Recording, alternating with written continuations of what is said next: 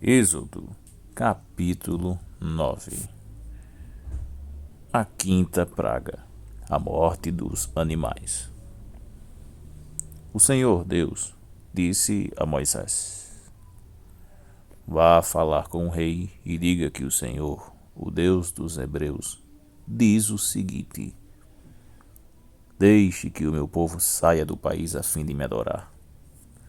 Pois, se você não deixar e continuar impedindo que ele vá, eu o castigarei com uma doença horrível que atacará todos os seus animais, isto é, os cavalos, os jumentos, os camelos, o gado, as ovelhas e as cabras. Farei diferença entre os animais dos israelitas e os dos egípcios, e não morrerá nenhum animal dos israelitas. Eu, o Senhor, marquei um prazo. Farei isso amanhã. No dia seguinte, o Senhor fez como tinha dito, e todos os animais dos egípcios morreram. Porém, não morreu nenhum dos animais dos israelitas. O rei mandou ver o que havia acontecido e foi informado de que não havia morrido nenhum animal dos israelitas. Apesar disso, o rei continuou teimando e não deixou o povo ir. A sexta praga, os tumores. Então o Senhor Deus disse a Moisés e Arão: Peguem punhados de cinza de um forno e que Moisés jogue essa cinza para o ar diante do rei do Egito. Ela se espalhará como um pó fino sobre toda a terra do Egito, e em todos os lugares a cinza produzirá tumores que se abrirão em úlceras nas pessoas e nos animais. Assim, Moisés e Arão pegaram cinza e ficaram de pé na frente do rei. Moisés jogou a cinza para cima e ela produziu tumores que viraram úlceras nas pessoas e nos animais. Os mágicos não puderam aparecer diante de Moisés, porque eles e todos os outros egípcios estavam cobertos de tumores. Porém, o Senhor Deus fez com que o rei continuasse teimando, e, como o Senhor tinha dito a Moisés, o rei não atendeu o pedido de Moisés e Arão. A sétima praga, a chuva de pedra. O Senhor Deus disse a Moisés: Amanhã cedo vá se encontrar com o rei e diga-lhe que o Senhor, o Deus dos Hebreus, diz o seguinte: Deixe que o meu povo saia do país a fim de me adorar. Pois desta vez eu vou fazer todas as minhas pragas caírem sobre você, sobre os seus funcionários e sobre o seu povo, para que você fique sabendo que em todo o mundo não há ninguém como eu. Se eu tivesse atacado você e o seu povo com doenças, você já teria sido completamente destruído.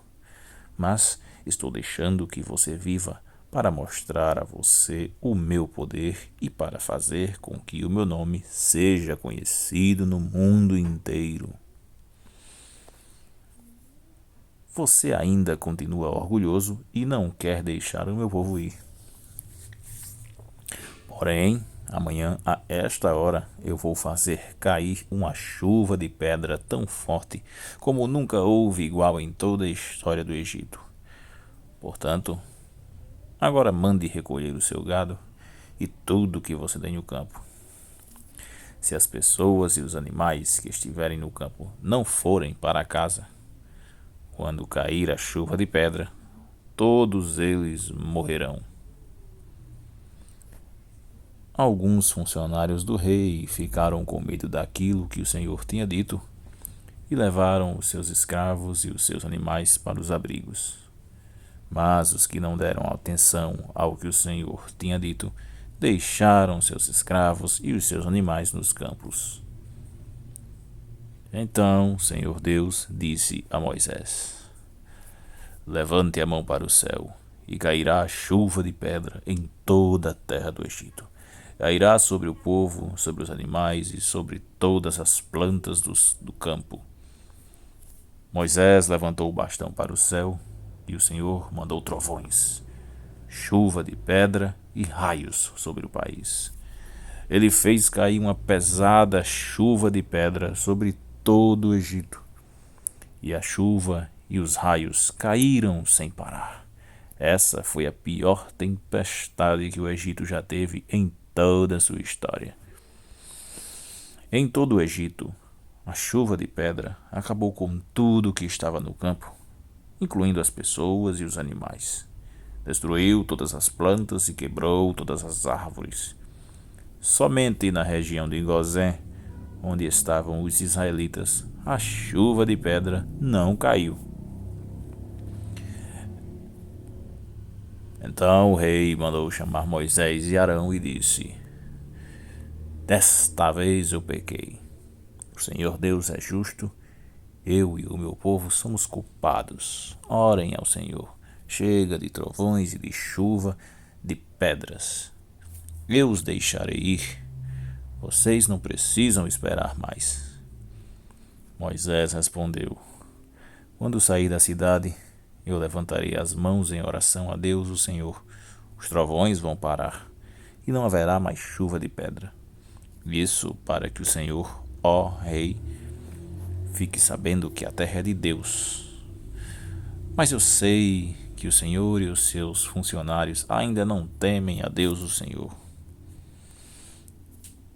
O linho e a cevada foram destruídos, pois a cevada já estava com espigas e o linho estava em flor. Porém, o trigo e o centeio não foram destruídos, pois ainda não haviam brotado. Depois de ter estado com o rei, Moisés saiu da cidade e levantou as mãos em oração a Deus, o Senhor. Aí os trovões, a chuva e a chuva de pedra pararam. Porém, quando o rei viu que tinha parado de chover e que não trovejava mais, nem caía chuva de pedra, ele tornou a pecar. Ele e os seus funcionários continuaram teimando, e, como o Senhor tinha dito por meio de Moisés, o rei não deixou que os israelitas fossem embora.